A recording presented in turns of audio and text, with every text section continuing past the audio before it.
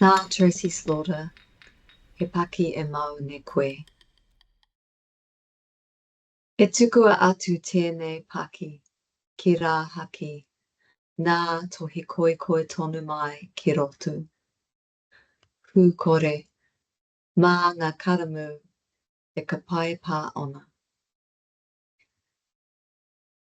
Ko ngā whakahua o roto e whakātu mai, ana i a koe e tītaha, a pakihiwi rā, ki ngā whatitoka, anō, nei no te whare.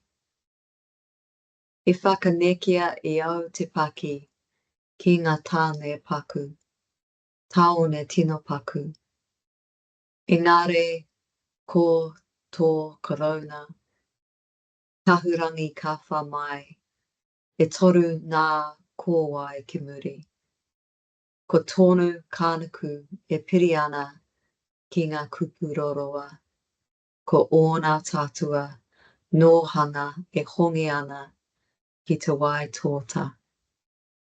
Ko tōna kōrero o mui kua huri hei pai whenua. Ko te kete o muri e tai pātia, ai tō matauri.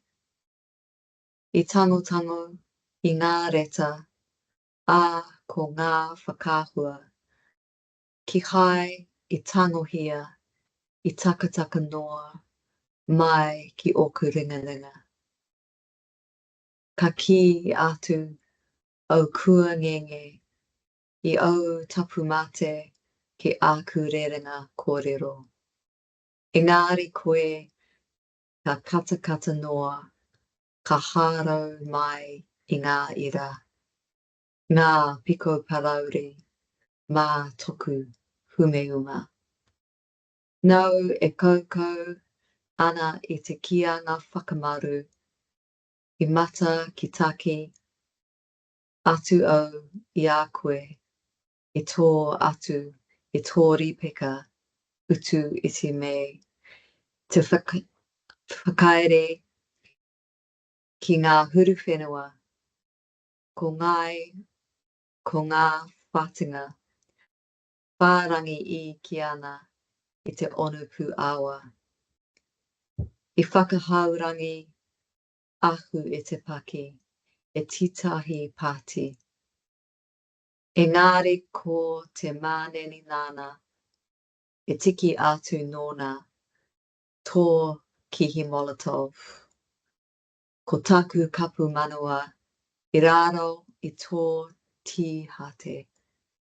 Ko whai, no te toa tukurua, e huri haere I te moma tuhi.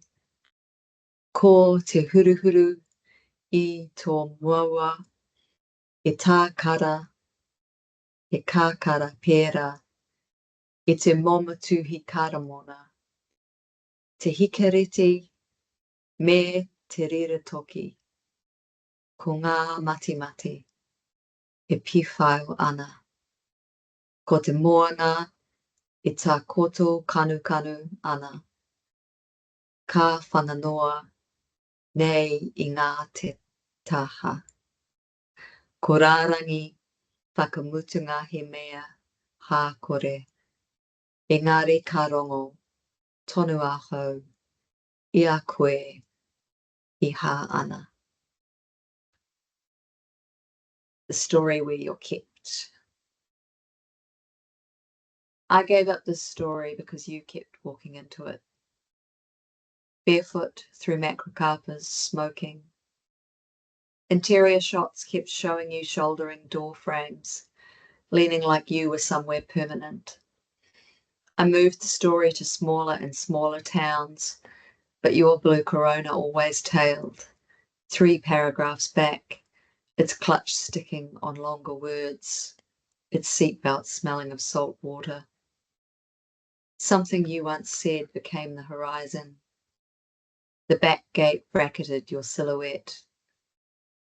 I unpacked the letters and photographs we never took kept falling into my hands.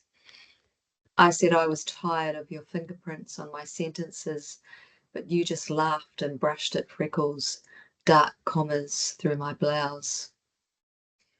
When you swum in the shaded claws, I watched you tug off your cut-price crucifix and hang it on ferns. The page breaks filled with river sand. I got the story drunk at a party, but the stranger it picked up had your Molotov kiss. My heartbeat under your yellow op-shop t-shirt kept changing font. The hair at the back of your neck smelt like Garamond, Marlborough and passion fruit, fingertips punctuating. The unmade bed was always waiting in italics. The last line looked airtight, but I could hear you breathing.